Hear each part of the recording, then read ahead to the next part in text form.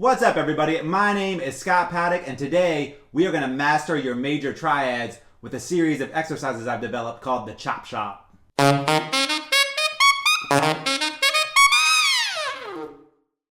On social media, one of the questions I'm asked on almost a daily basis is how to play faster, cleaner, and develop better technique. So I have developed a series of exercises called the Chop Shop, and today I'm going to introduce the first one to you. The whole idea behind the Chop Shop is to learn your chords, your scales, some patterns, all kinds of musical ideas through the use of technique studies. The exercise that we're going to tackle today is Chop Shop number 1, and it is chromatic major triads. So major triads are 1, 3, and 5 based on your major scale. So it's the first degree of the scale, the third degree of the scale, and the fifth degree of the major scale.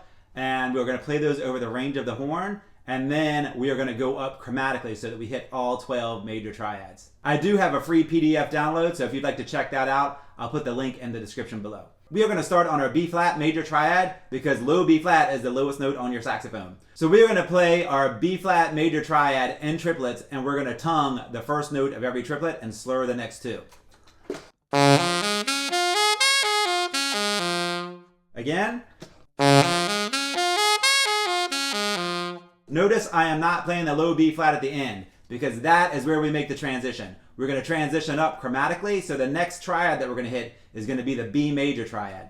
Starting on B flat. So there's our B major triad. We're going to play our B major triad now. The next one up would be C, so we'll play our C major triad. C sharp is our next major triad. D is our next major triad. E flat is our next major triad. E is our next major triad. F is our next major triad. F sharp is our next major triad. Now, if you don't have an F sharp key on your saxophone or you're not comfortable going all the way up to high F sharp, just do your F sharp 1 octaves. And then switch to G, which is your next major triad, and you're going to only do it 1 octave. Then A flat, 1 octave. And then A natural, or then A major, 1 octave. Then we go to B flat and do it 1 octave going up and end it by going all the way down to the low B flat. Okay, now that I've explained exactly what the Chop Shop is, obviously you want to do it all connected and you want to do it fast and clean, but clean is always more important than fast. So only go as fast as you can play it clean, and once you get that really clean, then bump that tempo up a little bit and try and get it clean again, and then bump the tempo up again, and then try and get it clean again. Now, there is no way, unless you're playing super fast, that you can do this whole thing in one breath. So, whenever you need a breath, stop, put a beat in, take a breath, and then keep going. But obviously stop in between 2 triads. Don't stop just in the middle of the triad. So this is what the whole thing will sound like.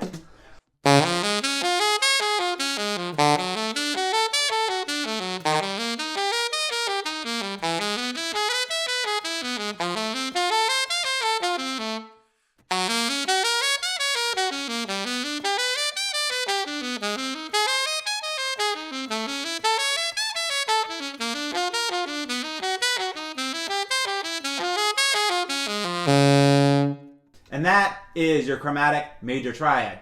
Now that you know what it is and how to play it, let's talk about why this is a super important exercise to learn.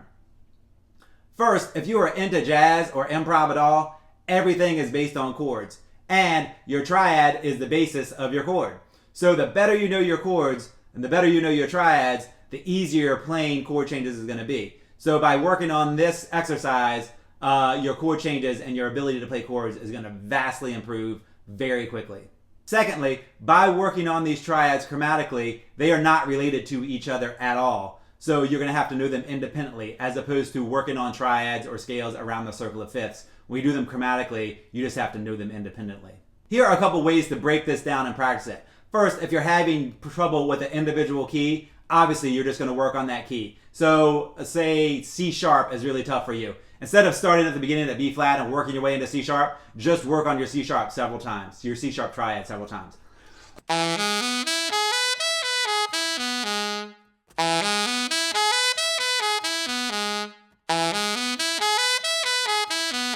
And then once you get it down really good, put the preceding triad, which would be C, before it, and the triad after it, which would be D, so that you have it locked in time.